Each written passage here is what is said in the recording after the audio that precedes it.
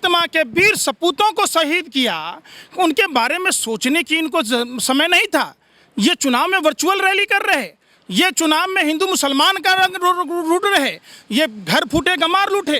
कहते थे राजनाथ सिंह जी कि कांग्रेसियों आप में दम नहीं है, मनमोहन सिंह जी आप में दम नहीं है, सेना के हाथ खुले छोड़ दीजिए, भारतीय फौजों पर विश्वास करना चाहिए। हम आज कहना चाहते हैं राजनाथ सिंह जी, आप रक्षा मंत्री हैं, तारी पार गृह मंत्री से कहना चाहते हैं, 56 इंची वाले प्रधानमंत्री से कहना चाहते हैं, भाजपा के उन तमाम बड़बोले नेताओं से कहना चाहते हैं, आपने कहा था एक सर के बदले में 10 सर लाऊंगा, आज 3-3 सर चले गए।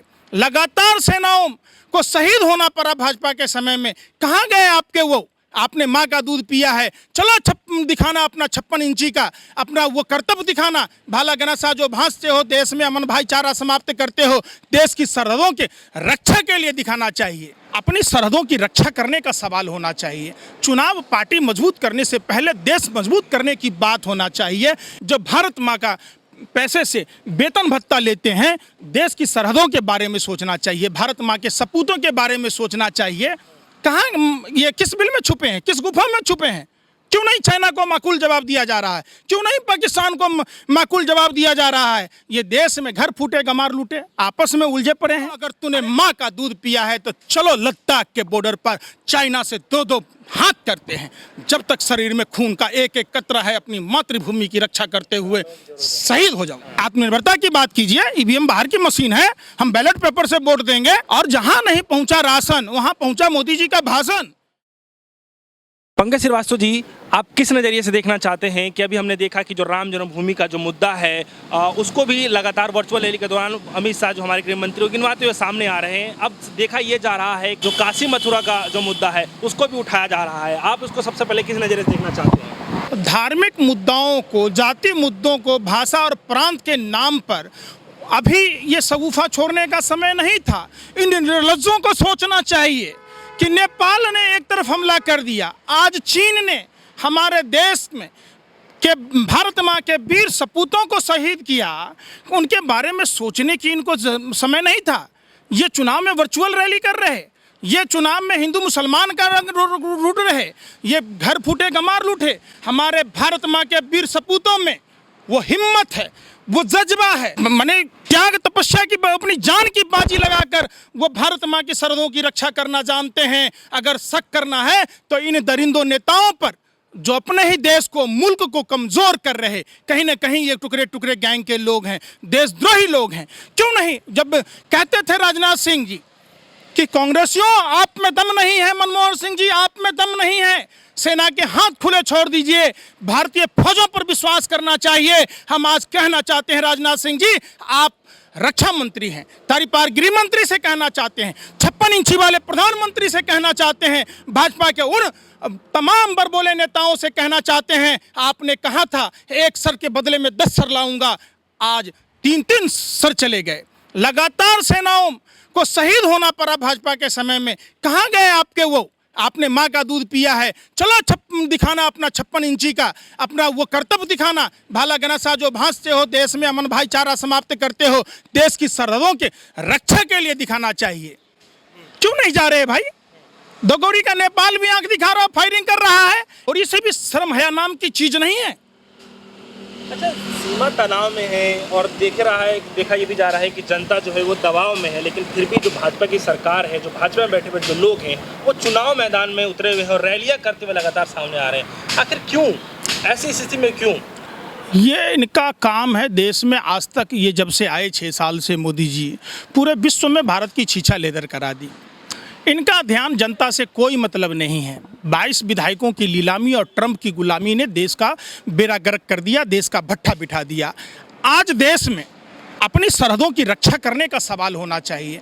चुनाव पार्टी मजबूत करने से पहले देश मजबूत करने की बात होना चाहिए।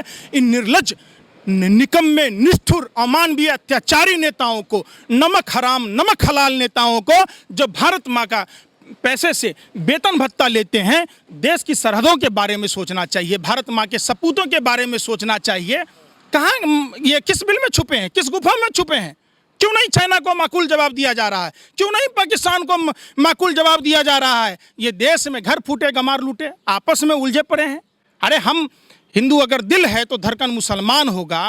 हम सब एक होकर रहें, मजबूत हमारा हिंदुस्तान होगा। हम चलें, पहले अपनी मातृभूमि की रक्षा करें। हम कहना चाहते हैं, ये देखिए उस समय की बात है, ये सावरकर के लोग हैं जब महात्मा गांधी जी के नेतृत्व में पूरा देश, चंद्रशेखर आज़ाद, सुभाष चंद्र बोस, भगत सिंह, खुदीराम बोस, पंडित नेहरू सरीखे लोग देश आज़ादी की बात कर रहे थे। उस समय ये सावरकर के लोग चड्डी धोते नजर आ रहे थे, अंग्रेजों को सलाम ठोक रहे थे।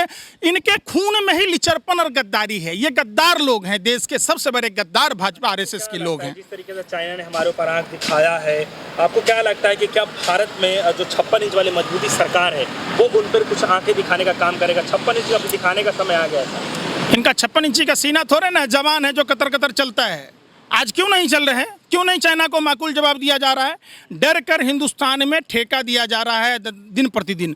मेरठ का टनल का ठेका दिया गया, वहाँ जर्मनी की कंपनी को अयोध्या में मंदिर की साफ सफाई के दिया गया। ये आत्मनिर्भरता की बात करते हैं, खुद चढ़ते हैं विदेशी गाड़ियों पर, खुद पहनते हैं विदेशी कपड़ा, विदेशी घड़ी, विदेशी चश्मा। कैसे आत्मनिर्भर बनेगा?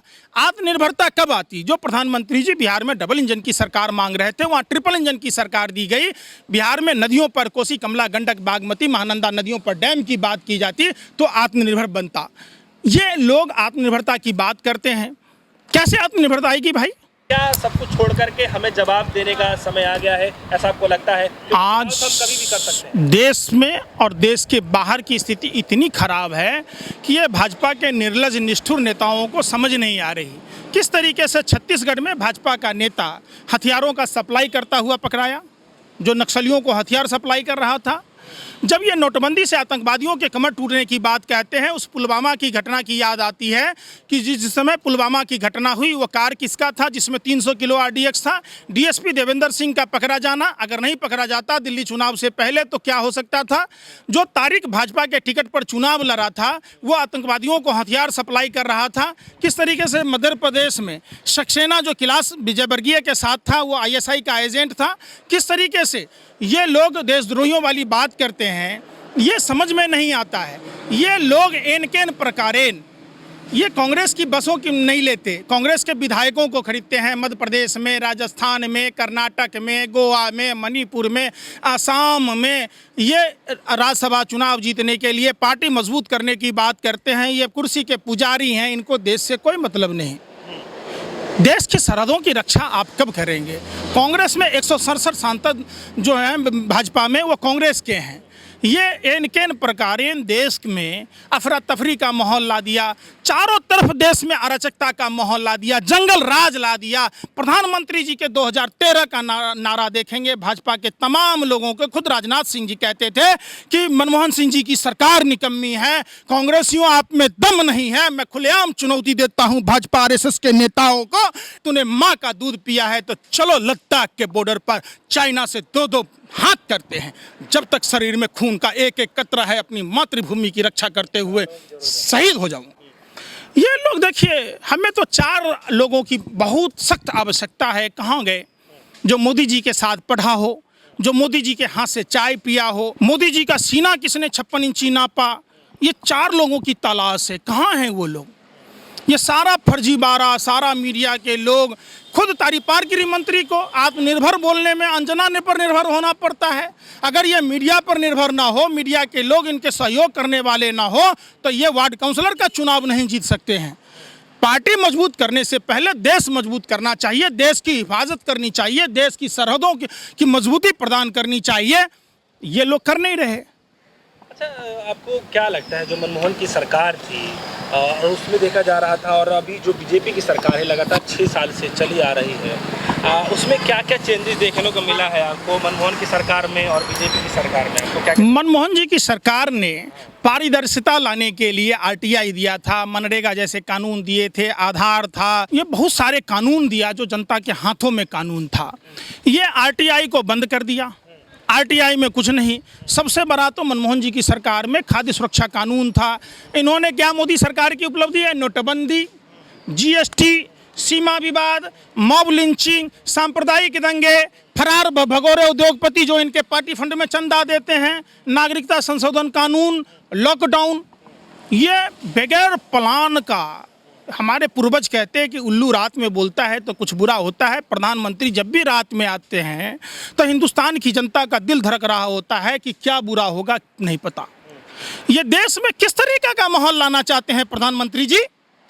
आपसे देश नहीं चल रहा है, आपको मां गंगा बुला रही है, आप तुमसे देश चलने वाला नहीं है। आपने ईवीएम के हेराफेरी कर सत्ता तो काबिज कर लिया, आज आपसे देश नहीं चल रहा है। प्रधानमंत्री जी आपसे हाथ जोड़कर विनती है, आप इस्तीफा दे दीजिए, आपसे देश नहीं चल रहा है।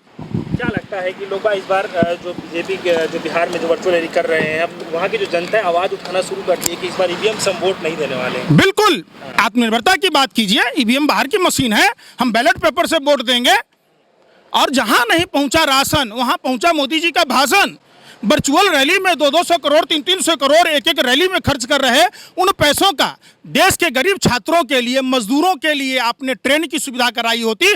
प्रधानमंत्री जी, आप 70 साल का हिसाब मांग रहे थे, आपसे 70 दिन का हिसाब नहीं दिया जा रहा है। ये पैसा क्या भाजपा आरएसएस के नेताओं के बाप की बपौती है? पैतृक संपत्ति है जो हिसाब नहीं दे रहे? पाई पाई का हिसाब देना होगा। बिहार की जनता पुराने टूटे फूटे चप्पल लेकर इंतजार कर रही है। जाकर आप देखो, आपका स्वागत बिहार बंगाल की जनता करेगी।